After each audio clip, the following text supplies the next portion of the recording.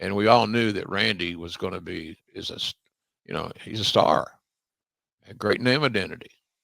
So, I didn't get along with him, but that don't mean nothing. Don't mean a thing other than we had different philosophies, and he was a little bit of a bully and unpredictable. And maybe that's what made him a star. WWE legends have come out and said it was terrifying to face Macho Man Randy Savage. Not just tough, not just challenging, terrifying. These were grown men who had been in the ring with some of the biggest names in the history of pro wrestling. They had been slammed, stomped, and thrown around arenas in front of thousands of screaming fans. And yet, when they talk about stepping into the ring with Randy Savage, something changes in their voice. Their words get careful, their tone gets quiet. There is a weight to it that you do not get from just talking about a hard match. There is something more going on there. There was something about Randy Savage that got under your skin, that stayed with you, that made every single second you spent around him feel like you were walking on thin ice. And we're going to get into all of it today. If this is the kind of content you enjoy, go ahead and use the hype feature right now and give hype to the video. It helps more than you know, and it tells us to keep making videos like this one. Now let us get into it. Randy Savage was already a huge star, and his greatness was clear to everyone around him. He had the voice, the colors, the speed, and the presence. He could make a crowd look at him before he even touched another wrestler. He could turn a normal match into drama. He could make a title feel larger just by holding it. That is why so many legends still speak about his talent with respect. But what made him great also made him scary. Randy Savage was obsessive in a way that most people in the business had never seen before. That is the key to this whole story. Savage did not scare people because he was careless.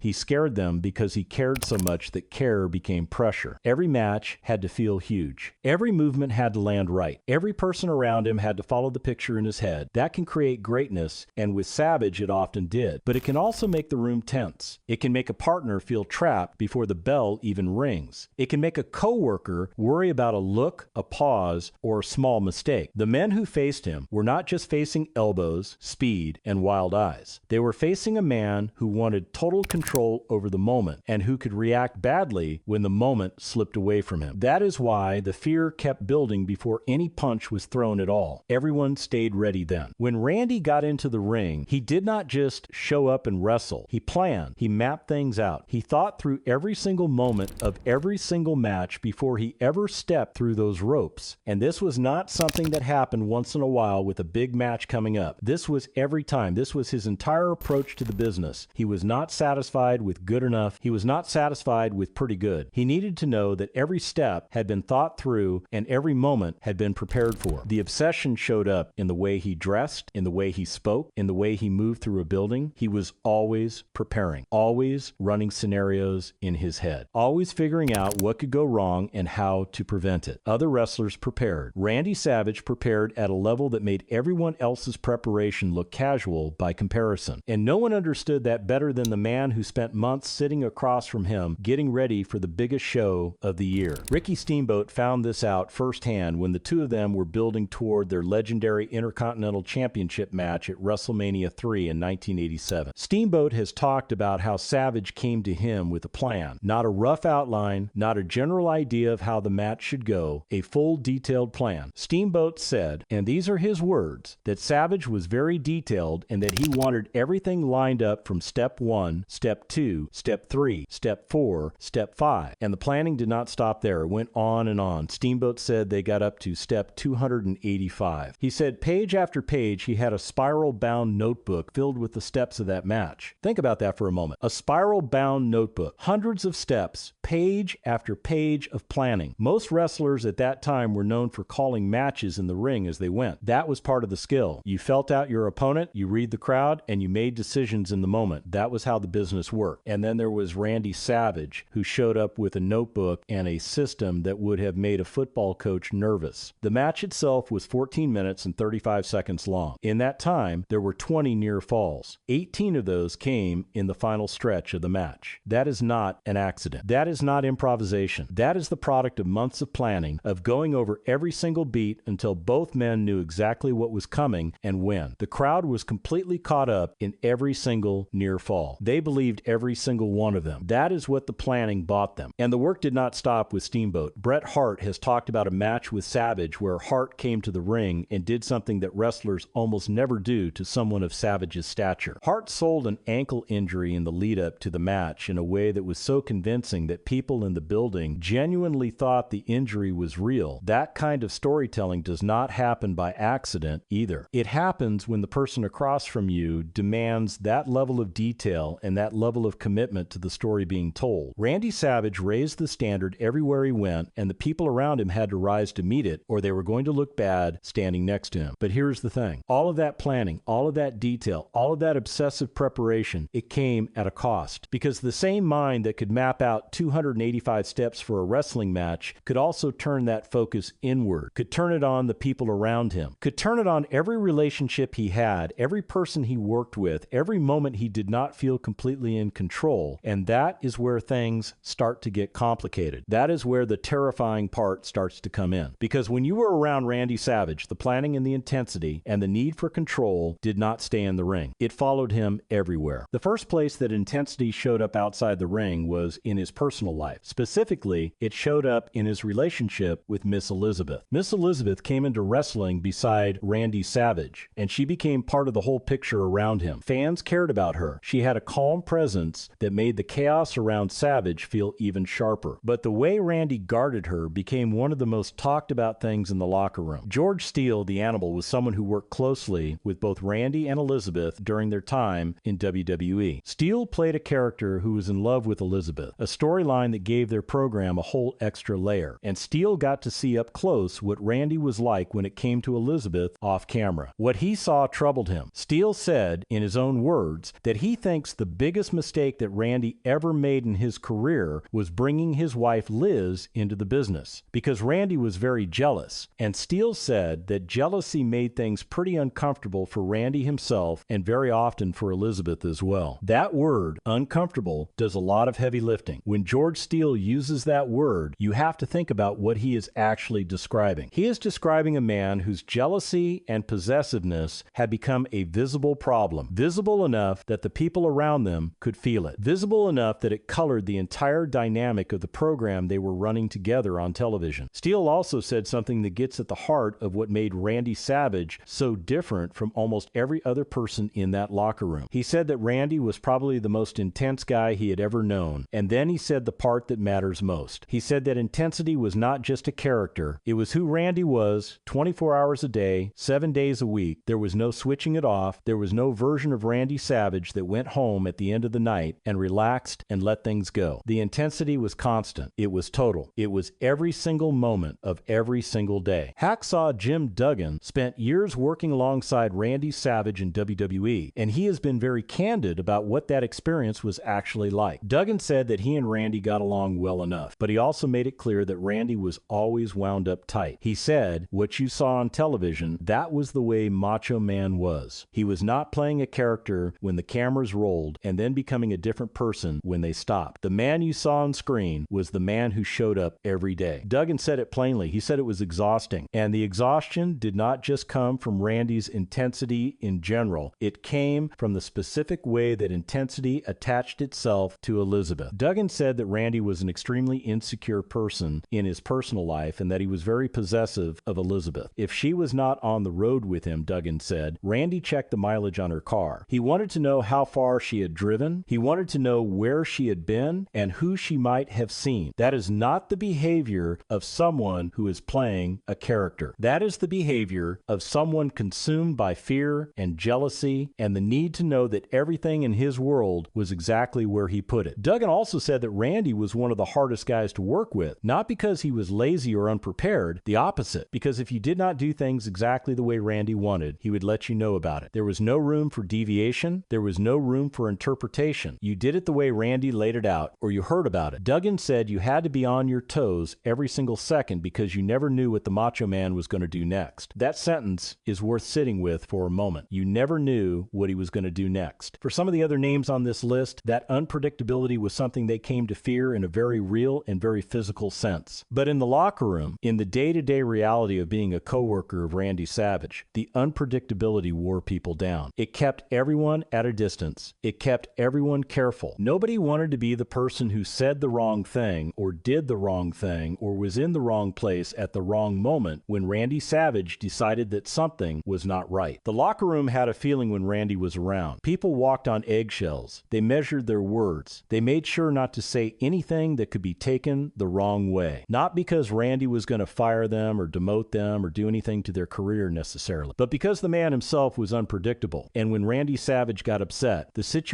could escalate very quickly and in directions that were hard to predict. The locker room knew this, and so they managed around it. They gave him space, they gave him deference, and they tried very hard to stay on the right side of a man whose right side could shift without warning. Ric Flair found this out in a way that he still laughs about, but probably should not. Flair is one of the great storytellers in wrestling history, and the story he tells about Randy Savage has everything: tension, paranoia, and a punchline that almost got Flair hurt. Flair has talked about Randy being a very controlling person. He has described how, behind the scenes, none of them were fully aware of just how much Randy's marriage was falling apart during the time they were working together. The pressure of the road, the demands of the schedule, the jealousy and the possessiveness, all of it was pulling things apart. And then Flair made the mistake of making a joke about it. He recalled looking back at all the times Randy had given him grief about spending his money, about living big, about the way Flair chose to carry himself. And Flair said to him, now she has got half, meaning Elizabeth, meaning the divorce, meaning that Elizabeth was walking away with a significant portion of what Randy had built. It was a dig. It was meant to needle Randy the way Randy had needled him. And Flair said when those words came out of his mouth, he thought Randy was going to kill him. That is not a throwaway line from Ric Flair. Flair is a man who has been in tense situations his entire life. He has had confrontations with some of the most physically imposing people who have ever worked in professional wrestling. And the moment he thought he might be in genuine danger was the moment he made a joke at Randy Savage's expense about his ex-wife. That is what you were dealing with when you were dealing with Randy Savage. That was the line you did not cross. And almost no one knew exactly where that line was until they had already crossed it. If the paranoia and possessiveness made everyday life in the locker room exhausting, then what happened with Hulk Hogan showed the world what happened when that energy found a real target. The Mega Power storyline was one of the most successful and compelling stories WWE told in the late 1980s. Randy Savage and Hulk Hogan as partners, two of the biggest names in the company standing side by side, was electric. The fans loved it. The business was great. And underneath all of it, something real was happening. Hogan has described a moment that stands out for how charged the energy between them could get. He talked about a time when Randy took his finger and poked him. Hogan said he thought Randy was going to poke him in the eye. He talked about looking into Randy's eyes and seeing something that was not performant. He said those eyes lusted for Elizabeth. He said there was real intensity in Randy's face. Not the intensity of a professional doing his job. Real intensity. The kind that comes from somewhere deeper. The tension around Elizabeth was not just a storyline device that the two of them used to heat up their feud. The tension was real. Hogan knew it, and Randy knew that Hogan knew it. When you have two men at the top of the industry, when you have egos that size and stakes that high and a history that complicated, and then you add real personal resentment on top of it, things are going to get charged. Things are going to get dangerous. And then there was the belt. Hogan has described the moment when Randy turned his back on him and swung that belt, and he said Randy definitely made some serious contact. He said he knew he could not have taken another one. A championship belt is not a prop in the same way a foam bat is a prop. It is a piece of metal and leather. It has weight and it has edges. When Hogan says he could not have taken another one, he is not talking about it hurting his feelings. He is talking about physical impact. Was it an accident? Was it intentional? Did the real anger that had been building between them find an outlet in that swing? The answer probably lies somewhere in the space between story and reality, which is exactly where Randy Savage lived. Because when the story was fueled by genuine emotion, when the anger on screen was the same anger burning in his chest for real, the line between performance and truth stopped existing. You were not watching Randy Savage play a character who was angry at Hulk Hogan. You were watching Randy Savage be angry at Hulk Hogan, and the crowd got to watch it happen in real time. Jim Ross is one of the most respected voices in the history of professional wrestling. He has called thousands of matches, interviewed hundreds of performers, and spent decades building relationships inside the business. And when Jim Ross talks about Randy Savage, he does not sugarcoat it. Ross has said plainly that he did not get along with Randy. He described Randy as a little bit of a bully and unpredictable. Those are strong words from a man who is not known for throwing them around carelessly. The specific incident that Ross has described involves a situation where Randy believed that Ross had buried him by choosing to go to commercial during one of his matches or segments. Whether that was true, whether it was a production decision that had nothing to do with any preference or agenda, did not matter to Randy. In Randy's mind, it had happened. In Randy's mind, it was intentional. And once Randy Savage had decided something was true, there was very little that could be said to change it. Bruce Pritchard, who spent years working behind the scenes in WWE, was there when things boiled over between Randy and Ross. Pritchard has described the moment when Randy confronted JR. Randy yelled at him. He told him to get out. He got in JR's face in a way that left no doubt about how angry he was and how serious the moment had become. And Pritchard has described Jim Ross in that moment, whispering back through a dry mouth, not entirely sure what Randy meant or what was going to happen next. That detail, the dry mouth, tells you everything. That is what your body does when it is frightened. When your heart rate goes up and your system kicks into a kind of alert that you cannot fully control. Jim Ross, one of the most experienced professionals in the building, was frightened in that moment. That is the unpredictability that Hacksaw Jim Duggan was talking about. That is what it meant to work alongside Randy Savage. You could be doing your job perfectly well, minding your own business, and if Randy decided that something you had done was an offense, you could find yourself in the middle of a confrontation you never saw coming and could not fully control once it started. The Honky Tonk Man has described things from a different angle. Honky Tonk said that Randy was treated like royalty backstage, that there was an untouchable quality to him, that people gave him a level of deference that very few performers in any era have received, and you can see why. You can see both reasons why. One reason is that Randy Savage was genuinely one of the greatest performers in the history of the business, and everyone knew it. He had earned his position. He had worked harder and planned more carefully and delivered more consistently than almost anyone else on the roster. The respect for his ability was genuine, and it was earned. The other reason is that nobody wanted to be the person who set him off. And those two things, living side by side, earned respect and fear of the consequences, created an atmosphere around Randy Savage that was unlike anything else in that locker room. If the confrontations with JR and with Flair showed what Randy Savage was like when he was verbally escalating, then the story with Road Warrior Hawk shows what happened when things went somewhere much more physical. Hawk was one half of the Legion of Doom, the Road Warrior, one of the most physically intimidating tag teams in wrestling history. He was not a man who backed down from anything. He was not a man who was easily rattled. And yet, his history with Randy Savage is one of the most raw and genuinely dangerous stories in the entire era. The first incident involved a straightforward confrontation that turned violent almost instantly. There was an argument. Words were exchanged. The kind of words that two proud and intensely competitive men exchange when neither of them is willing to back down, and both of them have the physical tools to make the confrontation mean something. And the account of the moment describes Hawk saying to Randy, "So you call my old lady a liar?" And Randy came back at him. Randy said, yeah, he was calling her a liar. He used a stronger word than that. And before he could finish what he was saying, Hawk, open hand, slapped him. Not a work slap, not a stage moment for the benefit of anyone watching. Hawk put Randy flat on his back. That is an extraordinary moment. Randy Savage, one of the most intense and physically ready men in the locker room, was put on the floor by a single open hand slap from Hawk. That tells you something about Hawk's size and physicality, but it also tells you something about the dynamic that could develop when two men with that kind of intensity and that kind of pride crossed the wrong kind of line with each other. But that was not the end of the history between them. In 1996, when Randy Savage was working in New Japan, there was a much more serious incident. This one happened in the gorilla position, the area just behind the curtain where wrestlers wait before they make their entrance. This is one of the most confined and chaotic spaces in the building during a live event, and what happened there before the main event was something that people who were present have described in vivid terms. Savage was ambushed there by Hawk. The situation was physical and serious, and Randy, to his credit, in a very specific sense, went out and worked the match. He did what a professional does. He went out and performed in front of the crowd and got through the match. And then, once the match was done, he came back to deal with what had been started before the bell. Two men with nothing to prove and everything to defend, going at it in a way that had nothing to do with what was happening on screen. The most extreme version of their conflict came at a Kid Rock concert in a VIP area in a bathroom of all places. What happened there has been described as two monsters fighting. Urinals were ripped off the wall. The damage to the physical space was real and significant, and approximately 15 security guards guards were present, and not one of them stepped in. Think about that. 15 people whose job it is to manage and contain physical situations decided collectively that this was not something they were going to insert themselves into. That is what happens when the people fighting are not ordinary people. That is what happens when the level of physicality and intensity and genuine danger in the air is high enough that trained professionals decide to stand back and let it happen. The legal situation that followed that night stretched on for years. It finally ended not through any settlement or resolution, but because Road Warrior Hawk passed away in 2003. Whatever had been between them, whatever had built up across all those years and all those incidents, it ended there. Not with a handshake and not with a resolution. Just with the end of one of the most combustible and dangerous relationships in the history of the business. There is a moment in wrestling history that still gets described as one of the genuinely scariest things anyone has ever witnessed in a WWE ring. It involves Jake Roberts and a snake. Jake Roberts was one of the most psychologically sophisticated performers in the history of professional wrestling. He understood darkness and fear and how to use both of them to get a reaction. His character was built on that. The snake, the bag, and the threat around him were designed to tap into something deep in the audience. Jake Roberts knew how to make people afraid. So when he calls something one of the scariest things he has ever seen, you listen differently than you would if that came from someone else. But Jake himself has said that what happened in this particular moment was something different. Jake described it as one of the scariest moments he had ever seen. And Jake Roberts, of all people, has seen some things. He described what happened as existing somewhere between psychological devious genius and pure adrenaline. He said it was the most dangerous thing he thought had ever been done in a WWE ring. The moment in question involved a devenomized cobra that had been introduced into their program. In the story being told, the snake was used as a weapon against Randy Savage. The cobra latched onto Randy's arm and would not let go. There was blood visible. The image was one of genuine physical distress. The crowd's reaction was not the normal wrestling crowd reaction of being emotionally engaged in a performance. The reaction was horror. The air changed in that arena. The noise changed. People were not cheering or booing or doing any of the things a wrestling crowd does when it is watching a performance. They were watching something they could not fully process, because what they were watching did not look like something that was being controlled. It looked like something that had gone wrong in a very real and very uncontrollable way. Whether the full extent of the moment was planned or whether things escalated beyond what had been scripted, the result was an image that has never left the memory of anyone who saw it. Randy Savage, who had controlled every step of every match he had ever been in, who had a spiral-bound notebook full of plans and contingencies, was now in a situation where control was no longer entirely in his hands. A live animal with its jaw locked onto his arm, blood present, real physical distress visible. The devious genius that Jake was referring to was the planning that put them in that position. The pure adrenaline was what happened once the plan collided with reality. By 1988, Randy Savage had become one of the central figures in WWE. The company was building toward a unique WrestleMania event. WrestleMania 4 was structured around a 14-man tournament to crown a new WWE champion, and Randy Savage was going to be in the middle of all of it. The demands of the tournament format were enormous. While most performers at WrestleMania have one match, one moment, one opportunity to shine and then go home, Randy Savage had to perform 4 matches over the course of the night. 4 matches at WrestleMania in front of tens of thousands of people. Each one of them planned and prepared the way Randy prepared for everything, which meant an extraordinary amount of detail and an extraordinary amount of physical and mental output. Ted DiBiase was one of the men who faced Savage on that night. DiBiase is one of the most polished in-ring performers in the history of professional wrestling. He could go anywhere with anyone at any pace. And accounts from around that tournament describe the energy that Savage brought to those matches as frantic, as relentless. DiBiase was run ragged in a way that even a man of his conditioning and skill would have felt by the end. The combination of Savage's physical intensity, his insistence on hitting every beat at the right moment, and the emotional stakes of the night created something that was overwhelming even for the people inside it. Savage won the tournament that night. He became champion, but underneath that win was a man who had pushed himself and everyone around him to an extreme that bordered on unsustainable. 4 matches at WrestleMania, frantic energy throughout, the kind of output that leaves marks on people. Bret Hart came up in an era where challenging Randy Savage was not something you did lightly. Hart was a rising star, a man who knew his own value and was not afraid to demonstrate demonstrate it. But even Hart had to navigate the specific politics that came with being in the same space as Randy Savage. There was a period where Savage was in a sideline role, doing commentary rather than competing in the ring. This is a position that most wrestlers struggle with. Being moved out of the active competition and asked to sit at a desk and talk about what other people are doing is a difficult adjustment for any performer who defines themselves by what they can do between the ropes. For Randy Savage, it was worse than that. He felt insulted. He felt that he was being pushed to the margins of a business he had given everything to. That feeling of being sidelined, of being diminished, fed into the tension that already existed around him. Bret Hart challenged him during this period in a way that was designed to send a message. When Savage came off the top rope with his elbow drop, one of his signature moves and one of the most famous moves in the business, Hart no-sold it. He took the move and acted as if it had not hurt him. He got right back up. In wrestling terms, this is a major statement. The elbow drop was Savage's finishing sequence. It was the move that ended matches. And Hart decided to absorb it and keep going as a way of establishing himself and sending a message that he was not going to simply give Randy Savage the kind of deference that most people did. It was a risky move. Not just physically, though. Taking that elbow from a man of Savage's athleticism and precision was not exactly safe. It was risky politically. The backstage environment around Randy Savage was charged. People were careful. People were managing. And here was Bret Hart walking into the Shark Tank and doing the one thing you were not supposed to do, which was to publicly diminish one of Randy's signature moments. The fear of blowback was real. The fear of what Randy might do or say or how he might respond was something that hung in the air. Because when Randy Savage felt disrespected, the situation did not stay calm for long. The Macho King period brought its own specific brand of chaos. Randy Savage had taken on the Macho King persona, and alongside him was sensational Sherry. Sherry was one of the most committed performers in the business, and the two of them together created a volatile and entertaining combination. Dusty Rhodes was one of the people who crossed paths with the Macho King during this period, and the encounters were as unpredictable as everything else that surrounded Randy Savage at that time. Sherry was known for using her purse as a weapon, a loaded object that could do real damage when she chose to deploy it. The chaos that accompanied a Macho King segment was never entirely predictable. Things happened quickly. Things escalated, and the man at the center of all of it was operating at the same intensity, the same wound-up tight energy that Hacksaw Jim Duggan had described years earlier. What made the Macho King era distinct was that Randy Savage was no longer the heroic figure he had been as champion. He was fully leaned into a darker, more menacing version of the character, and the intensity that had always been there, the intensity George Steele had described as not a character but who he actually was, found a new outlet. The volatility that had always been present now had a context that let it run, and the people around him, including Dusty Rhodes, were navigating the same unpredictable energy that had always defined what it meant to be in Randy Savage's orbit. Step back for a moment and look at what all of these stories have in common. The notebook with 285 steps, the mileage checks on Elizabeth's car, the dry mouth of a frightened Jim Ross, the urinals ripped off the wall, the cobra locked onto his arm and refusing to let go, the belt swung at Hulk Hogan with serious contact, the open hand slap from Hawk that put him on the floor. These are not isolated incidents. These are not random moments from a long and complicated career. They are threads of the same thing. They are all expressions of the same fundamental reality about Randy Savage, which is this: when you stepped into his world, you were no longer operating in a normal professional environment. You were in a space where the intensity was total, where the control was absolute, where the demands were enormous, and where the consequences of getting something wrong were real and immediate. Facing Randy Savage in the ring meant facing a man who had thought more carefully about every moment of your time together than you had thought about anything in your career. Facing him outside the ring meant navigating a personality that had no off switch, no comfortable neutral gear, no easy resting state. The same brain that produced the spiral-bound notebook that worked out 285 steps for a 14-minute match was also checking mileage on cars and replaying perceived slights at 3 in the morning and finding reasons to believe that the people around him were not giving him the respect he deserved. The talent was undeniable. The dedication was unlike anything most people in the business had ever seen. And the volatility that came packaged with all of it was not something that people could just ignore or look past. It was part of the same whole. You could not pick one and set the other aside. They were connected at the root. The same drive that made him plan 285 steps also made him check mileage on a car. The same focus that made WrestleMania 3 a masterpiece also made made the locker room feel like a minefield. You accepted all of it or none of it. The people who worked closest with Randy Savage came away with a complicated picture. They respected the work. They genuinely admired what he was capable of when everything came together. And they also carried the memory of what it cost to be in that environment. The eggshells in the locker room, the careful words, the awareness that any moment could shift and something could come out of nowhere. That is not nothing. That is a significant weight to carry, and the people who worked alongside Randy Savage carried it for years. But here is what is also true, and this is the part that matters just as much as everything else, because it is too significant and too lasting to be pushed aside. Randy Savage raised the standard for what professional wrestling could be. He showed the business what was possible when you took the planning seriously enough, when you committed to every single detail, when you refused to accept anything less than the best version of what a match or a moment could be. The matches he produced, the stories he helped tell, the level of drama and detail and physical performance he brought to everything he did set a bar that other performers had to reach for. The spiral-bound notebook full of 285 steps was not the behavior of someone being difficult. It was the behavior of someone who cared so deeply about the work that he could not stop until every single piece of it was exactly right. That same drive, applied across an entire career, produced something that the wrestling world had never seen before and has not seen quite like it since. The legacy of Randy Savage is not simple. It was never going to be simple. Simple legacies belong to simple people, and Randy Savage was not a simple person by any measure. He was complicated and brilliant and volatile and generous and paranoid and dedicated and exhausting and extraordinary. All of it at once. All of it every day. And the world of professional wrestling is permanently richer for every single one of those things, even the ones that made life harder for the people around him. When you watch the matches, when you hear the voice, when you see the image of him carrying Elizabeth on his shoulders at WrestleMania 4, you are seeing the product of everything. The obsession and the paranoia and the intensity and the love and the fear and the drive and the genius, it all went into those moments. And those moments lasted. They are still being talked about. They are still being studied. They are still being measured against. The legends who faced Randy Savage said it was terrifying, and they were right, it was. And the world is a richer, more dramatic, and more memorable place because it was. That is the honest truth of Randy Savage and everything he brought with him. Terrifying, brilliant, relentless, and completely unforgettable. If you made it to the end of this video, we want to hear from you. Drop a comment below and tell us which part of this story hit you the hardest and why. Like the video if you enjoyed it. Subscribe if you want more content like this one. We will see you in the very next one.